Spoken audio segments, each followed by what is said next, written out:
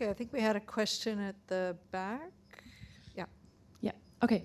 My question is for Christy. And so I'm in the local backyard farming and homesteading group on Facebook, and I've heard a lot about people having to sell their homes and move to unincorporated areas because their desire to participate in food security action is not allowed because of municipal bylaws. So understanding the success that we've seen in Pools Cove and the empowerment and everything like that, what lessons can municipal governments learn from Pools Cove, for example?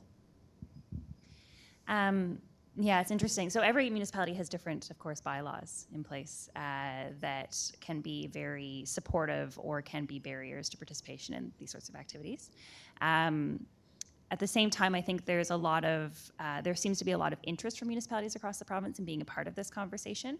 We have a good relationship with Municipalities NL.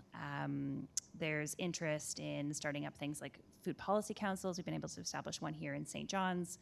And what's interesting about the Pools Cove and the Rencounter East examples is that the two coordinators that were hired to lead that work, they're both the deputy mayors of those communities. And so I think there's a lesson in engagement of municipal leaders, councillors, elected officials, in conversations at an early stage. And like I think having those conversations, sometimes there's things in place that are in place for unknown or odd reasons, and there's a willingness to change. But it's about it starting out as a conversation versus it starting out as a attack, not an attack, but in a more confrontational way.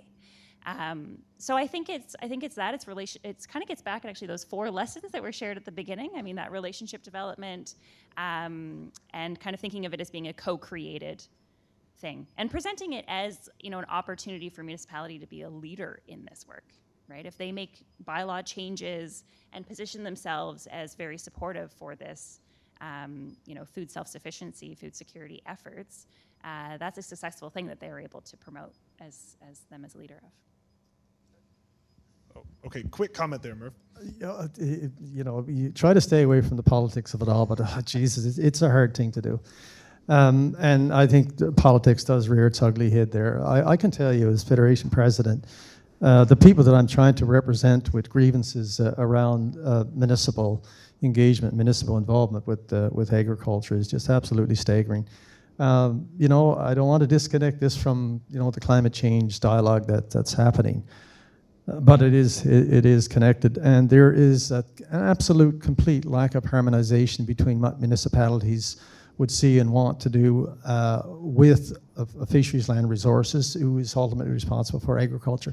And so policies around climate change issues and steps and measures, proactivity, whatever the case might be, or environmental protection and so on, none of that's been considered by basically the municipalities are governed by smell.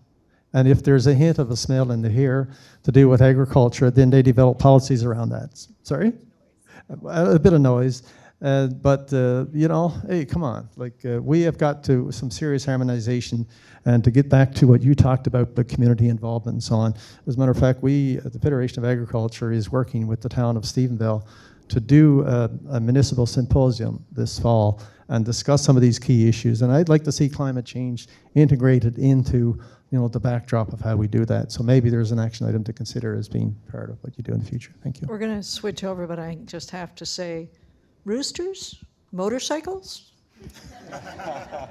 We just need to go hungry to understand that we need to produce food in our communities.